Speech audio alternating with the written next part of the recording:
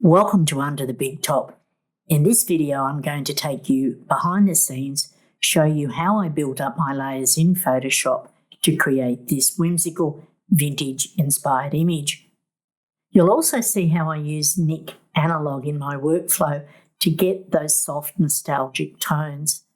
Stick around to the end and I'll share a little trick I use when I just can't get the colour right in a certain spot. It's what I call my disguise trick. It's all about having fun and exploring, using a couple of my digital products along the way. Let's have some fun. Welcome to the circus. This is the background that I started with, and it's one of my circus backgrounds from a collection Under the Big Top. And it was inspired by the memories of going to a circus as a child and where you were just in awe of what you saw. Let's break down the layers. Coming over to the layers stack, the next layer that I did in my workflow was used Topaz Gigapixel just to make it bigger in the size of the image. What I've done next is a brightness and contrast layer, and I'll turn that layer on. And I felt that it just gave it a little bit of depth. I'll turn that layer off. Now, when I look at it, I love the tones and I love the colours, but I just wanted a bit more depth in the colour, and that's why I used brightness and contrast. The next layer is what I call the hero. I'll turn that layer on, and there she is, my quirky little character with what I call Mr. Grumpy Balloon. As I said, it's all about having fun creating this. I had already cut her out from the background, and then I've placed her over the background. I wanted to keep the balloon, but I didn't like the string or the rope coming out of the top. But I thought, that's okay, I can work with that. What am I going to do? This is when I jump over to the creative stash, look for ideas, and all of a sudden when I went into the creative stash, I saw this rope, and I've used it often in my images. I'll just turn that layer off, and there's the rope, and to me it connects to the grumpy balloon. The next layer, I've done a stamp visible layer because I wanted to get rid of the distractors, and I'll turn that layer on, and you can see now that I've got rid of that rope and the bird. I'll just turn it off and turn it on. Now it works for me, having the rope attached to the balloon. What I'm going to do now is start working on a little bit of the colour grading. Next layer is the levels, and I've done an adjustment. I'll turn that layer off and on. When I work with the levels, I tend to work with the mid-tones, and I can use the sliders left-right to get the depth of tones that I'm after. The next layer is where I've done a stamp visible layer because I wanted to go into Nik Analog. I'll turn the layer on first, and you can see now that I get that vintage tone. I'm going to show you how I use Nik Analog to get the tones or what I'm after. For this image, I'm working with Nik 7, but there has been an upgrade to Nik 8, and I can't live without Nik Collection in my workflow. It just gives me so many options to work with.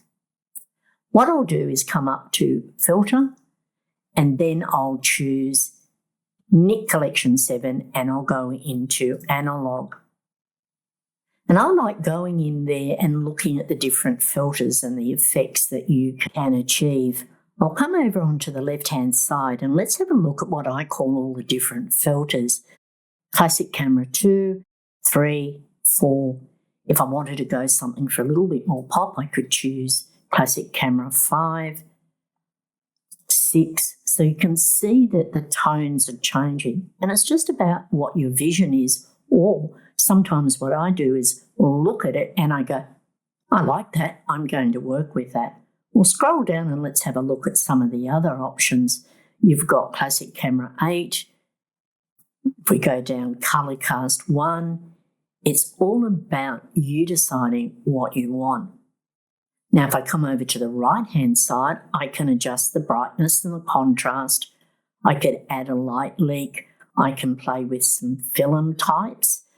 I can also add more grains or pixels into the image. I've done a previous video on Nik Collection analog. Check it out because I go through some great little tips that you can work with this program. I'm going to click on cancel, and this is what I've done here. I wanted depth in colour, but I wanted those vintage tones. The next is what I've done is a colour lookup. I'll turn that layer on and off. Now the one that I've used for this colour lookup, and sometimes I'll use the colour lookup just to give a little bit more of a depth in colour or a tonal. I'll double click and let's have a look at the properties. And what it is, I've used one of my own LUTs that's available in the digital shop as well. It's soft tones. It just gives a little pop without changing too much of the colour depth in there. I've stopped. I've looked at the image and I've thought, am I happy with it? Does it need something else? Does it need another element? Am I happy with the colour? What I've done is the next layer is where I've applied one of my crackled textures, and I'll turn that layer on and off. And the reason that I've done that is I wanted that texturized vintage look, the old posters. I'm going to click on that layer, change the blend mode back to normal, and come back to 100% on the opacity. And there it is, that crackled texture. But I've adjusted the blend mode and the opacity only to get a little hint of that texture coming through. The next layer is a stamp visible layer. And I stopped and I looked and I thought, am I happy with it? This was meant to be a fun, quick edit. The one thing that I wasn't happy with was the little girl's dress and hat. For me, the blue tones did not match or work with the curtains that are in the background. And this is the nifty little trick that I'm going to share with you. It's called my disguise trick. I'll turn the layer on so you can see the effect, and then I'm going to show you how I did that. I'll turn that off and on. Now I felt that the blue matched with the curtains in the background. Now, what I'm using is the Photoshop brush. Whenever I'm doing any brush work, I always work on a blank layer. I've just added a blank layer so that I can show you the technique. And I do this in small areas just to get that tones working together. Now, for something like this, I find it's easier to select, say for example, the dress, and then do the brush work. But what I'm going to do is get my brush, I'm going to hold down my Alt or Option key and click into the blue that's on that curtain there. I'll just go in and click and I get the eye picker. If we have a look at the foreground, it's in the blue. I've got the tone that I want.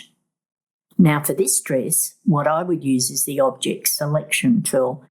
You can use the Quick Selection, but I'm going to use Object Selection tool. I'm going to draw a square just big enough to take in that dress. And what it does on the selection, it contracts into the size. Now I've come in and I've zoomed and I think, oh no, that's not going to work. I need to select again. So what I'm going to do is Control D or Command D to unselect. I'm going to be a bit more careful on how I use that Object Selection tool to see if I can just get the dress. And there it is. What I'm going to do now is get my brush. I'm going to drop the opacity because I don't want it strong. Might even come down to about an 18%. And what I'm going to do is colour in the dress inside the selection to get that blue. And I've done that.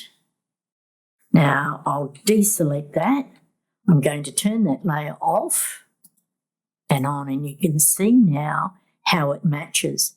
What I also felt that the hat needed to be changed. I get my object selection tool, I select the hat, it's got the right shape, I get my brush tool, I make sure the opacity is at the right 18%. I'm just going to paint across inside that hat, and that's why I select. That way I can colour inside the lines. That's my technical term for it. I'll deselect, Control D or Command D. Let's turn that layer off and on, and you can see now I've brushed in that blue to match the blue with the curtains. I'm going to turn that layer off, come back down to layer 6, which is my original disguise trick, turn that layer off and on. And to me, it just made a difference. And I was happy with that. I'll leave that layer there. I've done a stamp visible layer.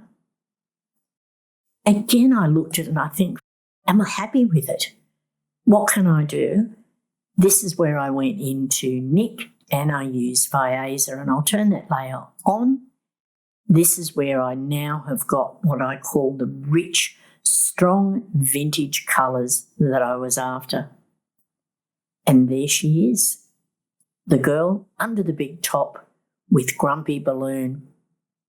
It's about having fun, showing you some little disguise tricks that you can use. Thanks for watching, and if you enjoyed this video and the tips that I've given you, don't forget to subscribe so you don't miss out on my weekly videos. I'll leave links in the description so that you can go to my digital shop and pick up the backgrounds, the textures, and the LUTs that I used in this image. Have fun being creative.